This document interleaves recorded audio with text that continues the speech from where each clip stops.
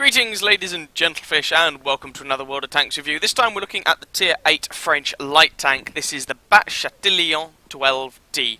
I normally give a little bit of a historical rundown of these machines at the beginning, but honestly I wasn't able to find much info about this thing at all, so I've only got what it says in-game to run on. A light tank developed by Batchat in the late 1940s. The vehicle featured an oscillating turret and 75mm gun, never saw mass production. Yeah, I mean, that's pretty much the same descriptions you get of all the other French light tanks. I mean, there's nothing particularly special about it. So let's not worry too much about the historical context. Let's have a look at where it fits into the game. So, this thing is at Tier 8. It comes after the AMX 1375, but before you get to the AMX 1390. Now, the AMX 1390, of course, used to be the Tier 8 French light tank, before it got bumped up to Tier 9. And, well, then we had the Batchat 12T added into the game. So, let's just have a look and see what it is that we get. First thing off the bat, I'm just going to quickly talk about the grind on this thing. You might notice that if you look at the French light tank line, this is the first vehicle in the line that is developed by the Batchat company.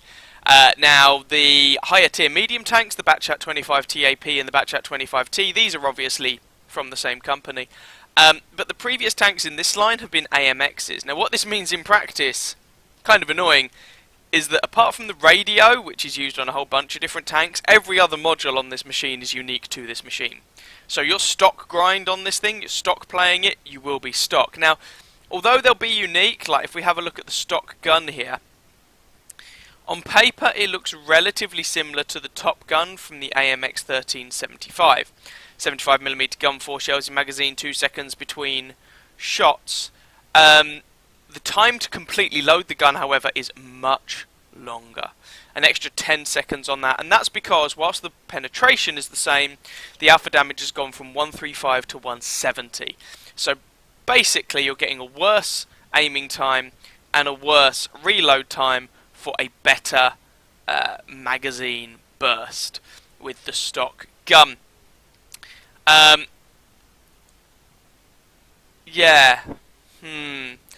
Now, if you compare this to, I mean, the weakness of the AMX 1375 was always that it was using the same gun that you found on the AMX 12T, sorry. So this is an upgrade gun-wise when you're using the stock gun, but even so, it doesn't feel particularly special. Now, I was quite fortunate. I was able to skip the stock grind on this completely because I had already got the AMX 1390 unlocked and purchased when this tank was introduced, so I got this tank for free, so to speak. When you go from the stock gun to the fully upgraded gun, you get the same number of shells in the magazine, same time to unload, same time for loading, sorry, between shells. You shave 4 seconds off the magazine reload time, which is nice. Your penetration goes from 144 to 170 and from 182 to 210 with your premium ammunition. Alpha damage is still 170, dispersion is still 0.38 and aiming time is still 2.3. So you get higher penetration and a shorter magazine reload time. And that brings the penetration and the alpha damage up to roughly in line for a lot of the Tier 8 light tanks that use a similar caliber gun. But of course you get that 4-round autoloader. You're going to go from a 320 horsepower stock engine to a 400 horsepower engine. Well, in the engine department, and of course your suspension is also going to be an upgrade. I would personally be really tempted to prioritise the engine and the suspension and then get the gun later on.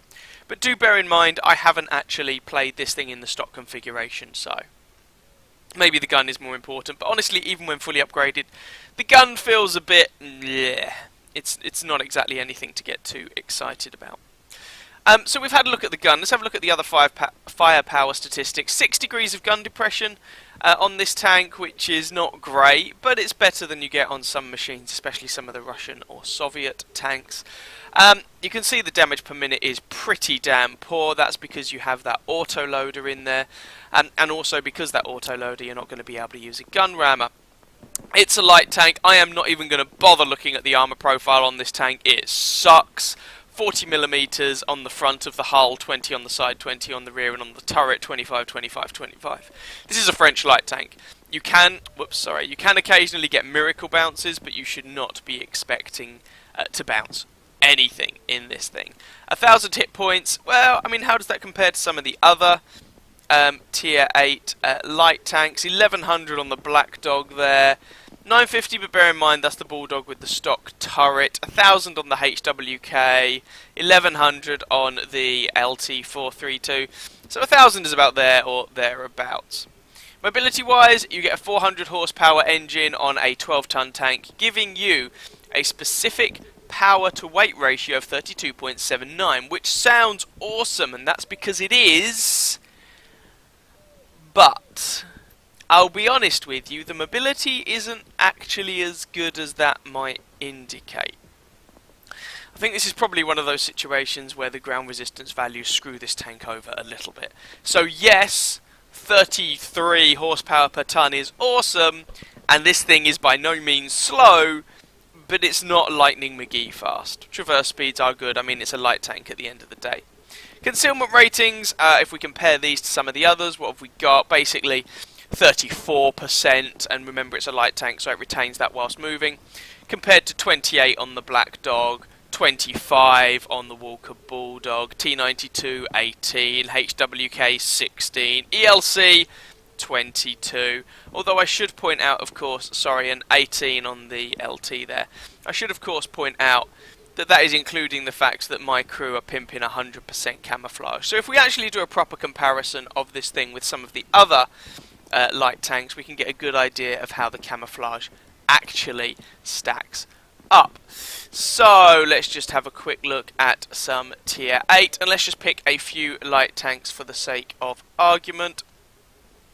Well, let's pick out the ELC, because I think that one's going to be interesting. The T92, so that's a couple of premiums. Now let's pick out the regular ones. So we got the HWK, the, where are we? LTTB, the Bulldog, and the WZ. Let's throw those in. And let's just configure this one to make sure that we're going to go with just a bog standard 100% crew without any of these skills, just to not confuse things. That will do. And let's also take out this equipment. Not that it will affect the camo, but I just want to get a fair comparison for all these tanks, you know, on a level playing field, so to speak. Now, bearing in mind the autoloaders aren't going to be able to use a gun rammer, so what you'll find on the autoloaders is that instead of that, you're going to be using, I imagine, vents to make up for it. Select top configuration, 100% crew, cool. T92, 100% crew, get rid of this. And it's already going to be in your top configuration, of course. ELC, 100% crew. And we're going to try and get a comparison across these things. Now, what you're going to kind of find is that the French tank ends up being, honestly, kind of lackluster.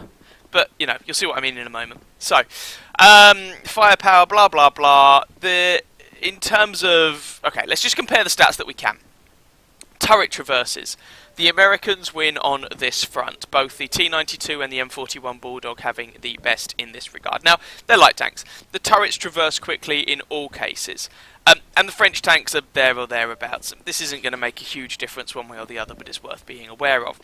The Americans, along with the HWK, also packing 10 degrees of gun depression, which is nice. 9 on the ELC, actually. Surprises me. The 6 degrees on the Batchat. I mean, it's better than the Soviets and the Chinese, but that's about all you can say about it. It's not great.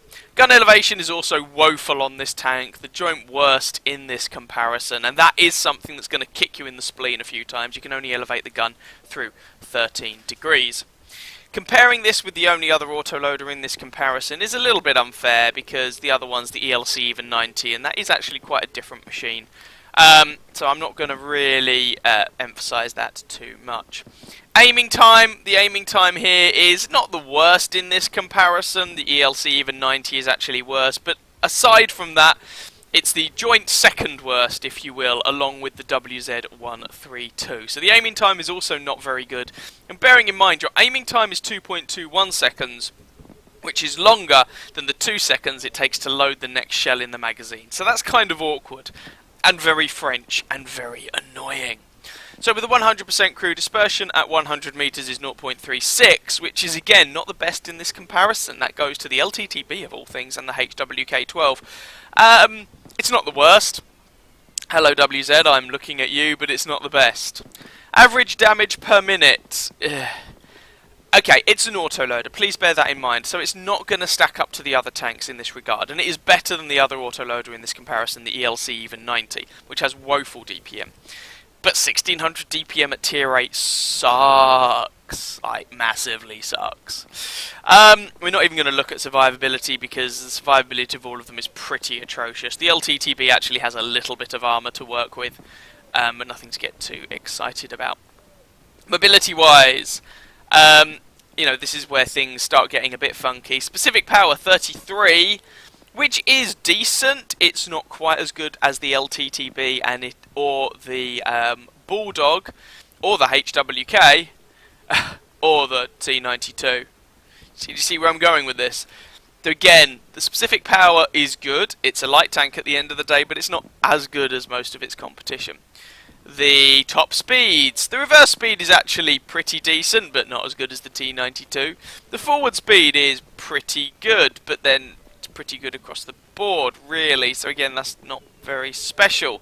Traverse speed is actually bad. Well, in this comparison, it is the worst across the board. Now, concealment is what I actually wanted to have a quick look at. Now, the ELC even 90, in a completely fair comparison, is going to be the best. That thing is like the size of a mouse. And I mean mouse as in M-O-U-S-E, like squeak squeak. So, let's not worry too much about that. But how does this thing stack up compared to the others? So we've got 18.35% camouflage. Beats the Bulldog, beats the LTTB, beats the HWK, just beats the T92, and beats the WZ.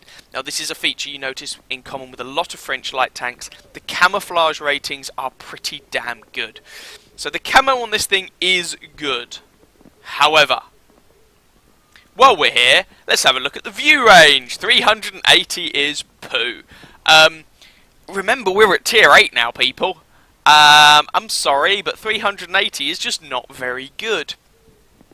Now, I know the light tanks took a bit of a hit with regard to view range, and a lot of them are struggling for view range these days, but there are still tanks that are not. The M41 Walker Bulldog may not be as sneaky, but has a 400 meter view range. The LTTB, 380 as well. The HWK has a 410 meter view range. T92, 400.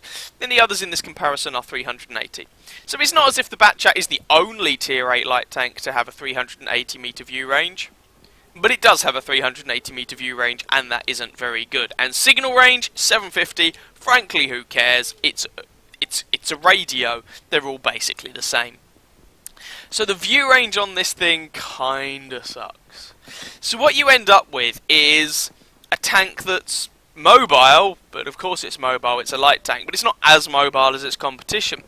The gun has an autoloader, but that's about the only good thing you can say about it. Everything else about the gun is deeply mediocre, and has a woeful DPM. It does have good camo rating, but that's counterbalanced a little bit by the fact that the view range is kind of nuh. I mean, with my setup, at the moment, I've got a 100% crew, optics and vents, and I am packing a 427 meter view range. So you can see I'm working on Brothers in Arms. When that's 100%, that will bring that up to, what, close to 440 meters, but still not quite at that cap. Still not at 445. So in order to max, or to get the best view range out of this thing, well, I say best view range, in order to get the view range up to the render range in this game, which is what you really want on a tier 8 light tank, you are going to need to be having a very, very good crew, and or using a food consumable or directives or something like that. The view range isn't great, which is a shame on this thing. And with this tank, the emphasis is, it's the same with all the French light tanks, the emphasis is very much more on the gun and being sneaky and being an assassin, and I get that. But the gun isn't that exciting. So, yeah, it suffers from dubious shell velocity, mediocre accuracy, mediocre penetration. You know, the clip damage isn't bad, but, I mean, 680 clip damage, I mean, it's not bad, don't get me wrong, but it's not going to get you that excited, and it's definitely the sort of clip damage where you're going to have to wait until later in the game if you want to just be assassinating anybody. Right, so, crew skills and equipment, I mean, why not maximise your camouflage? Why not have more camouflage on top of your camouflage? It's a good thing anyway, so let's go for it. Anything that increases your view range is going to be a good thing, so you can see I'm working on Brothers in Arms. Sixth Sense is essential. You can also see there that I've got off-road driving. Now, I'm not sure I would specifically recommend it. This is just this is an old crew. This is just a crew I was playing around with, and they happen to have off-road driving. Again, I'm not really sure that I would recommend it. You're probably better off with something like Smooth Ride on your driver there, but go figure. Snapshot on your gunner is going to be a good idea. I mean, you know, the standard good crew skills. None of this is going to come as a massive surprise. I've already got Snapshot on my gunner, so there we go.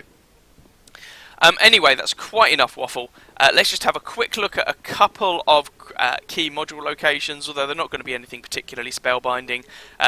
Hell with the armor layout, doesn't matter, and then let's have a look at some gameplay. Now, as it turned out, the resource I usually use for looking at module locations doesn't have the Batchat 12T in because it hasn't been updated in a while. Which is a bit of a shame, but never mind. It's not as if module locations are that important for the 12T. Now, first game, we are top tier, but we're on Himmelsdorf. This is not your typical light tank map, and that was why I wanted to show this particular game. Now, the Batchat 12T, because its view range is a little bit dubious, and because it has this 4-round autoloader, it does mean that it's not... I think it can do better on maps like Himmelsdorf, where it's close and confined, than perhaps some other machines. Some other tier 8 light tanks that don't have the autoloader to work with. So I'm going here for a little bit of an aggressive spotting session. I am top tier here, so I'm not trying to completely throw my tank away, but by the same token, I want these people to suffer. First shot doesn't do anything. Second, third and fourth do. So that's 543 damage, and the Hellcat finishes the chap off. So there we go. Right at the beginning of the game, quick little bit of spotting stuff and a little assassination right there, which is nice. So we've managed to be instrumental in getting the first kill on our team, and you can see we're reloaded there. 24-second magazine reload isn't horrendous. It's generally speaking, you know, you go in, you output your shots, and 24 seconds is usually around about the time for you to kind of relocate anyway. Now, you did just notice my ammo rack go there. I don't know if it's me, but I have noticed the ammo rack on this tank tends to go quite a lot from frontal shots. Combine that with the fact that, I mean, like engine damage and whatnot, it's not uncommon for you to get tracked and your engine to be knocked out at the same time, and that can actually be quite frustrating. T-3485M over there is trying to take pot shots at me. I would really rather he didn't. So I'm increasing the distance, someone else is doing the spotting here, and I'm going to try and shoot this fellow. 4 rounds in the magazine. My ammunition, whilst it's not in hugely plentiful supply, it's not as limited as it is in some French autoloaders. So there we go. I just put a magazine down range, and with my 24-second mag reload, those shells should be back in the gun, you know, relatively quickly. Should have enough time to relocate somewhere else, be somewhere else, not be where the enemy expects me to be, and then unload another 680 damage into them. So, Jackson, oh, that's a bit of a shame, gets taken out, and I actually immediately go for the mag reload there, because I'm not going to go and take on that T26E5, that's just going to go badly wrong. And I'm not expecting anyone else to be in my vicinity anytime soon, so I just thought it's worth going for the mag reload and go in with all of my clip damage. Now, interestingly, 680 clip damage, you know, certainly, don't get me wrong, 680 is nice, but you tend to find that tier 6 medium tanks have around the 750 hit point range. So what you find is that in terms of clipping people from full health, about the only people you're going to be able to clip from full health are bottom tier light tanks. That's pretty much it. And artillery, of course.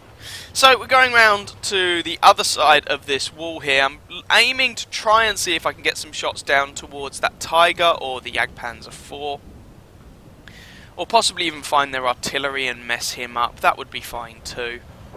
Oh, there goes the Tiger. So artillery or this flat Panzer coming up behind him. I mean, the ML1 and the T-29 should also give this guy some problems. But I just want to secure this guy's death.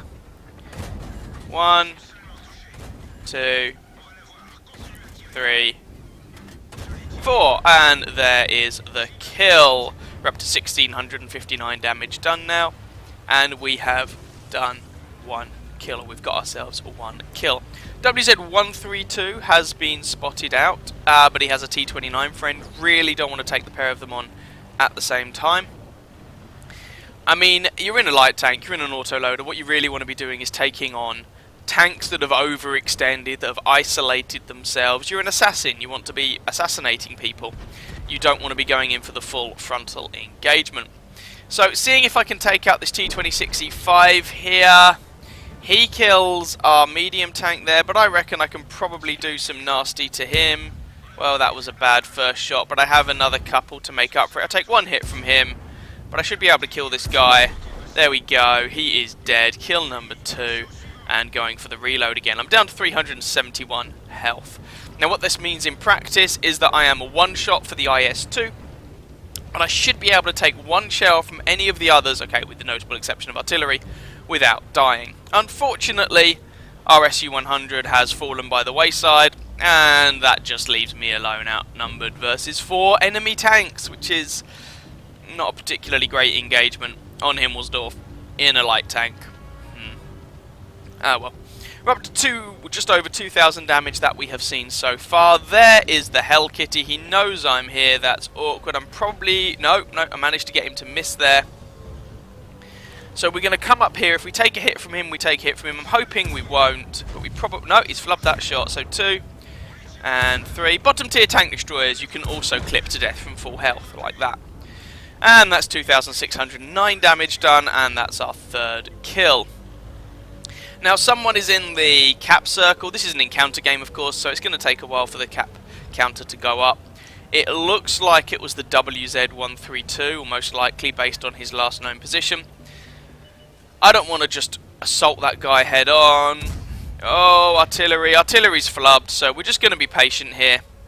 We've got 3 shells left in the mag. Get close to this artillery and then we can execute him. And then hopefully come around and take them by surprise. Now I was hoping not to run into the artillery there, to be honest, because I really wanted to be able to come up behind that WZ and well, give him a surprise. Now I decide to make it look like I'm going that way, then when I think I'm unspotted I'm actually going to head in the opposite direction. Still got almost 3 minutes to reset the cap, and oh, there's the WZ. Okay. Now he has more health than I have clip damage, which is a bit of a problem. And he actually kills me with a ram there, which is unfortunate. But even had he not killed me with the ram, I'd have been very unlikely to kill him with my clip damage. And I actually kind of wanted the ram there, because then it would bring his hit points under my mag clip range, and I could have hopefully taken him out. As it is, he actually killed me with the ram. 12-ton tank with no armor, what can you say? Which is a bit unfortunate, but I must admit, I think that was a misplay from the WZ132. He basically gave me a chance of killing him if the ram had gone slightly differently. But anyway, that is the game. Let's go and have a look at the post-game stats. So that was a defeat there, but we are far more interested in how the Batchat 12T has done there. And interestingly, you might actually notice I got it the wrong way round. It was the AMX30 I unlocked with the 1390, and it was the Batchat 12T I unlocked with this thing. But my points still stood from earlier on. Anyway, so we managed first class mastery, fire for effect, bruiser, and fighter ribbons for those kill, and a high caliber medal. So that was fairly nice. 3,544 damage done, 4 kills, 677 base experience. We did more damage than anybody else in the game, but a shout out should go to the enemy WZ132. He also managed over 3,000 damage in a light tank on Himmelsdorf. Even if he was top tier, well done to him. RT29 put in a good game. Our Dickomax did alright, bearing in mind he was bottom tier. I mean, big difference. Tiger that did 0 damage. There weren't actually... if you look at most of the team list, they're relatively similar. They just had more people that did more than 1,000 damage, basically. It was actually quite a close run game. It looks like a lot of their team didn't have that much health left, so, it is what it is.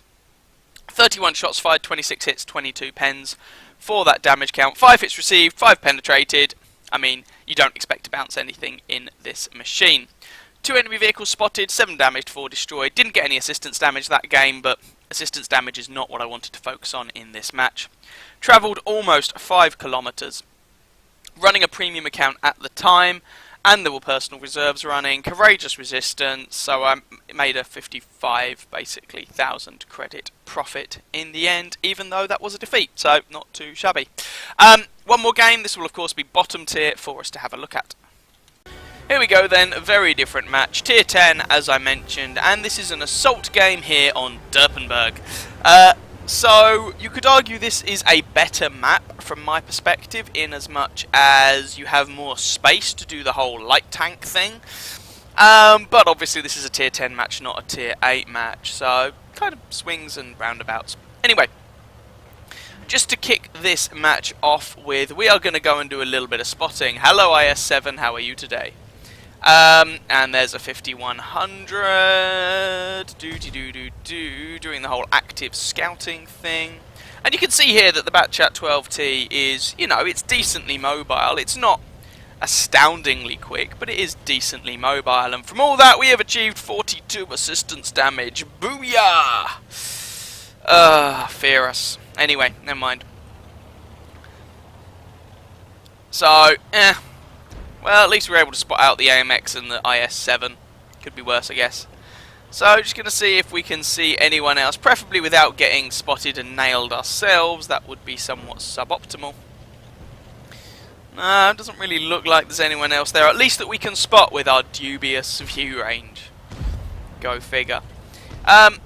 So, coming up here, IS-7 and AMX will be over to our left-hand sides. Don't want to just eat a 13cm shell from the IS-7 without due cause. What I would like to do, really, is for the AMX 5100 to be spotted either by me or by someone else. And then I would like to shoot him in the bum, frankly. Okay, he has now been spotted. Is he reloading? Would be quite nice. Alternatively, I wouldn't mind going for the IS-7. That'd be good too. Although with standard rounds, this is going to be a bit of a tall ask, perhaps. Oh, I can get him. I did actually set him on fire. I set him on fire. He uses his fire extinguisher. Someone else then sets him on fire. Poor guy. And then the IS-7 dies. So that was worth it. So I was specifically aiming there not for the piece of armor above the tracks, but I was specifically aiming for the bit of armor that is behind the tracks, because it doesn't have all that nonsense spaced armor there, and with my 170 penetration I can actually go through that bit of the IS-7. So that ended up being quite nice. Spotted out a Tortoise and an AMX 5120. I'm hoping these guys are gonna get shot up. Oh, shut up with no place to go. Tortoise is quite a tough cookie, but he is taking damage, which is good. It's more damage. Yeah, people, just keep shooting this guy. Just keep shooting. And I will try not to get shot by the AMX 5120. And I'm actually going to try and get some shots into the side of this guy now. 170 penetration. How will it fare? I managed to get one in, and then the second bounced. And he appears to be behind. Oh, don't want to get shot by the 5120. Behind a thing. I'm probably just going to burn a couple of shots into him. There we go. Hey, we managed one more damaging shot and a bit more assistance, and that guy is done. So, just waiting around until I'm no longer spotted, or until I think I'm no longer spotted. I don't know for sure. And then I'm going to poke out, see who I can find. Well, if we can find this AMX 5120, then hopefully he can get shot up. That would be nice. Where are you, little AMX? Come to daddy. Oh, there he is. Right, and I'm not sure if it's me or the Skoda who spotted him. Probably the Skoda, knowing my luck, but whatever. I'm just going to go around here, Now, I know I'm risking taking a TD shot or something, but I would really quite like to nail that 5120 in the butt. Oh, Skoda's dead. That's a shame. Waffle thrower gets him. Okay, there's a waffle thrower in the background up there. Whilst that is technically information that we did not already have, it's not exactly hugely surprising. Hello, Mr. Waffle Thrower. How are you today? Managed to spot the waffle. I get spotted myself, which is a bit suboptimal. But at least I spot the waffle. There's that. No one shoots him, which is a bit unfortunate. RE5 is in a battle with a 5120. A battle that hopefully he's going to win. Looks like the 5120 might be reloading, so by that logic he can win it. We're just going to move up again and... oh no, 5120 is dead. I haven't been spotted yet. Oh, now I am. Okay. Move, move, move, move, move. I really want to spot that waffle thrower so that he can get shot up. Artillery puts one in that stuns me, but at that point I've already spotted the waffle thrower and he's already taken a lot of damage and now he's dead. Cool. Sweet. Only 4 of them left, and I've got 3 shells left in my mag, and I take a hit from an SU-101. Poo. Not really what we were aiming for there. So just waiting around a moment, and okay, there are the people. We've spotted the arty, and we've spotted a scorpion, and there goes the artillery, and there goes a shot to my face, and the Borsig. They all try and kill me. But I managed to spot them in the process, and yeah, I mean, the game was pretty much over, so I don't regret that. The damage is going to pour in. The only one I'm not able to spot and get a load of assistance on is unfortunately the SU-101. Ah well, never mind. Swings and roundabouts. This game isn't going to last too much longer. That SU-101 is not long for this world. Death comes for him right about now. There we go. That is the game. So once again, let's go and have a look at the post-game stats for this one. So that was intentionally a very different game there, but still enough for first class mastery, spotter ribbon and fire for effect ribbons. No shiny fancy medals though overall. 1,112 damage done, 1 kill, 1,003 base experience, puts us at the top of our team by XP. 6 shots fired, 6 hits, 5 pens for that damage count, 3 hits received, 3 penned, I died. 1 splash from artillery, 7 enemy vehicles spotted, 3 damaged, 1 destroyed, 4,435 assistance damage, and 3.5 kilometers travelled. So there we go. Another fairly quick game. But hopefully those 2 games got to show you the Batchat 12T, firstly with favourable matchmaking, but in an environment that's very much not to its tastes, and secondly with a better map, but matchmaking that's a bit more awkward. There we go. So let's just quickly round things off in the garage. So, what are my thoughts overall on this tank? Well, in case you hadn't already judged, it's rather mediocre. The thing I find really awkward about this, and this is true of the tier 7... okay, right. If you're looking at tier 7, 8 auto-loading light tanks, the thing is, the Americans have this joyous little machine called the T-71DA at tier 7. And frankly, none of the other regular tech tree tier 7 and 8 auto-loading light tanks are worth the effort by comparison. So there's that. There's also the problem that this thing, like, when you get up to tier 9 with the AMX 1390, that's just a lot more fun. You know, the view range is still not great, don't get me wrong. I mean, the 1390 is more of the same, but it gets a better gun whilst being more of the same. You know, it's just, it gets more health, it is better, and bearing in mind with the current matchmaking as it is, where in a tier 8 you will find yourself matched against tier 9s and 10s the majority of the time. I mean, if you're going to get rubbish matchmaking anyway, why not just have the better statted tank? So, I can't recommend this thing. Let's not also forget that Wargaming are playing around with potentially adding wheeled vehicles to the game, and the first one to be trialled out is a tier 8 French light wheeled vehicle, and I can't help but think, and maybe I'm wrong, but I can't help but think that they're going to further squeeze the role that this thing plays, and I don't think many people are going to choose to play this, and I wouldn't recommend it. However, let's just have a look at the tech tree. This thing unlocks 3 separate tier 9s that you can't unlock any other way. Oh dear. So it's basically 198,000 experience to unlock the Batchat 25 TAP, 189,000 experience to unlock the AMX 1390, and 197,300 experience to unlock the AMX 30 prototype. So basically, if you want all 3 tier 9s here to get all 3 tier 10s, the Batchat 25T, the AMX 13105 and the AMX 30B, you're essentially going to need to grind out 600,000 experience in this deeply mediocre, uninspiring, painful tank. Oh. Yeah. Now, if we actually look at how many games I've played in this thing, I have played 238 matches in this tank. Ugh.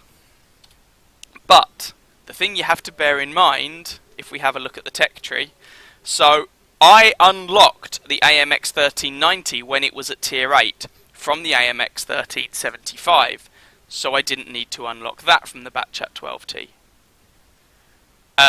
When it was tier 8, I then unlocked the Batchat 25 TAP from the AMX 1390, so I didn't need to play this to unlock that.